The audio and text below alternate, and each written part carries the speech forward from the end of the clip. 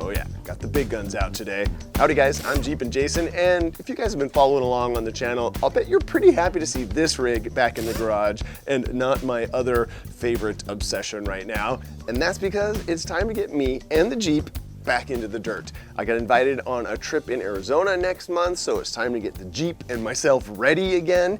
And today's gonna be a straightforward video on how to do a 5-tire tire rotation on the Jeep. I'm gonna be doing what's called a very simple front cross, and that's where the front tires cross over to the rear tires go straight to the front. Then you may ask, but Jason, where does the spare tire fit into this rotation pattern?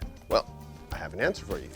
You see, the spare tire goes right down in here into the rear, and that front tire that crosses over to this rear gets intercepted and planted right here.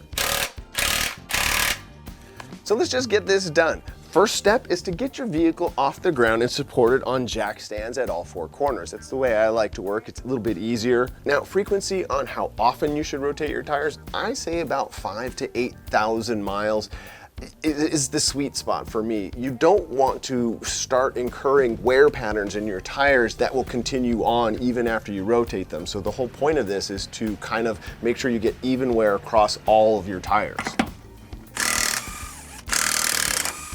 And that becomes really important when you're trying to make your tires last longer. This one's never fun. Ugh. Okay.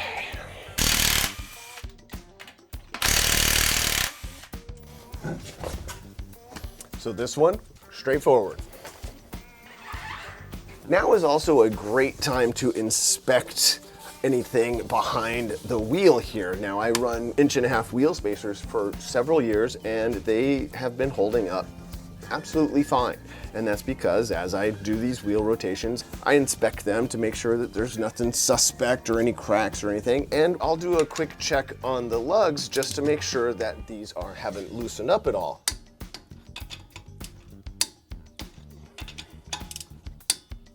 I go 100 foot-pounds on all these.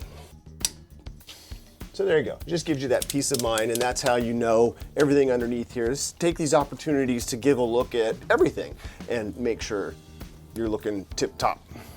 And we are. This Jeep has been kind of amazing so far. Now we'll get the front tire off.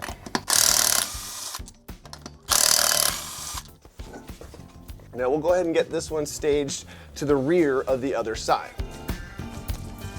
Now I have had times when you get distracted once you start staging tires, so it is actually kind of important to pay attention, because if you don't mark them, you could actually say, wait, this was from where? Did I pre-stage? So keep tabs on where you're at.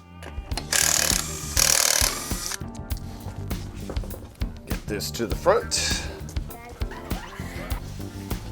Lug check.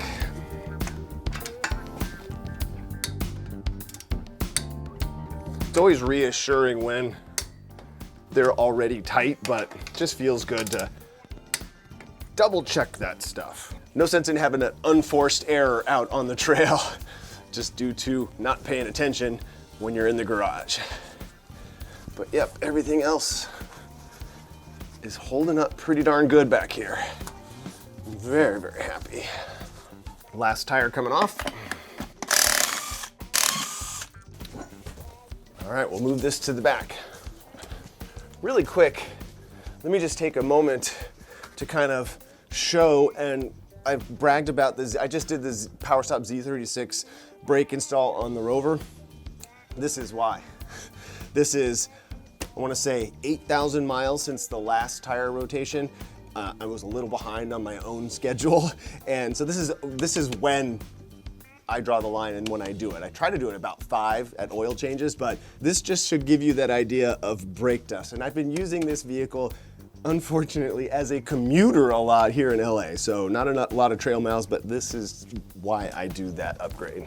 This was the one that was on the spare we took off at the beginning. We'll remove that. We'll put this in place.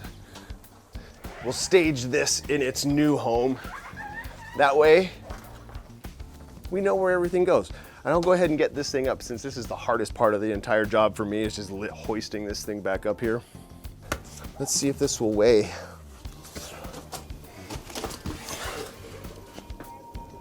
114 pounds for this guy right here. So that's what this 37-13.5 BFG weighs. So we'll go ahead and get this up into place.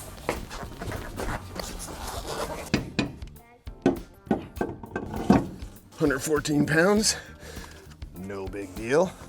Remember to use your lower back, swift jerking motion, twisting motion. I'm kidding, don't do that.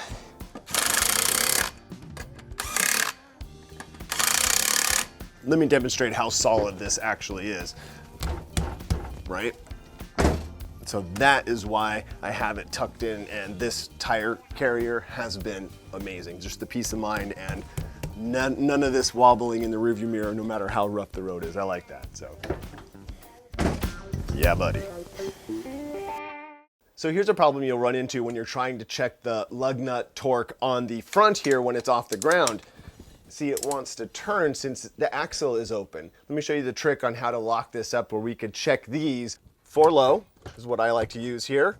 Parking brake on, vehicle in gear. So if you have a automatic transmission vehicle, park would do just fine. So there you go, everything's locked up. Now, if you have a regular Jeep, or like a Rubicon, you would have to turn the key on, and then you would have to put the lock up both front and rear axles. I have them wired in up here, so I'm just gonna lock up just the front independently, and that should lock everything up together up there. Let's check it out.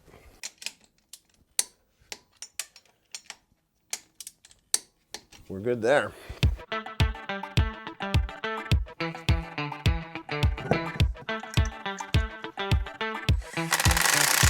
Now before we huck this tire into place, if you're keeping track, this came from the passenger front. So now is a great time to examine the tread and look for any irregularities, cupping, which is where usually you'll see a wear pattern that ripples down the tire like this. That's from usually a shock that's going bad or things like that. Alignment problems. Now remember, I did the eyeball alignment in this, and these tires are about 18,000 miles. So not even halfway in their life cycle, so they're still fairly fresh in my mind, and not enough dirt miles, but we're gonna change that. So they look great, no indications of anything going on or weird, and you do this for every tire before you put them on. Gives you that chance to assess other systems and other things, ball joints going bad, shocks, all of that stuff, alignment. So this looks good, we'll get this on.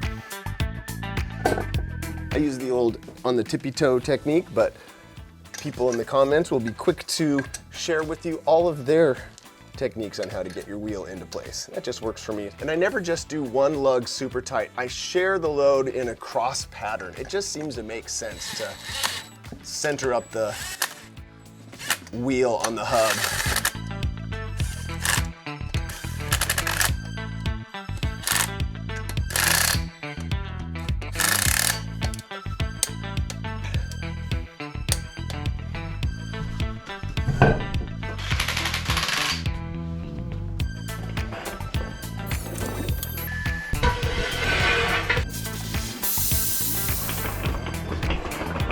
Your last bit of due diligence here is to do a tire pressure check. Now, I'm gonna show off my power tank stuff here. So I have the monster valves, and then I got their little speed valve covers here. It's like so easy. You'd never think that unscrewing something would be such a nuisance. But then we'll go ahead and just get our chuck on here. And on these BFGs, I've been finding that I've been inching up. On my Patagonias, I ran 28 cold, and they would heat up to 33 and be perfect. I was getting better gas mileage there. These, I kept going up to find better gas mileage, and I run 36 cold. So let's go on up to 36, and we'll go ahead and do that all the way around. And this is another key into just getting the max performance and the max life out of your tires. There we go, got it.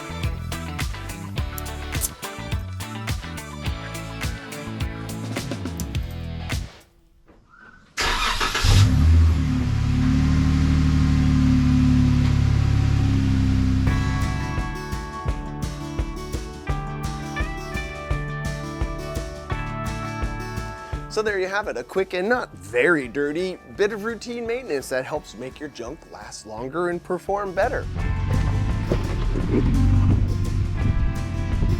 It just feels good to get up underneath, look at some stuff, check, make sure everything's performing as it should and looks to be in good shape. It gives you that confidence so when you get into a situation, you can go full send.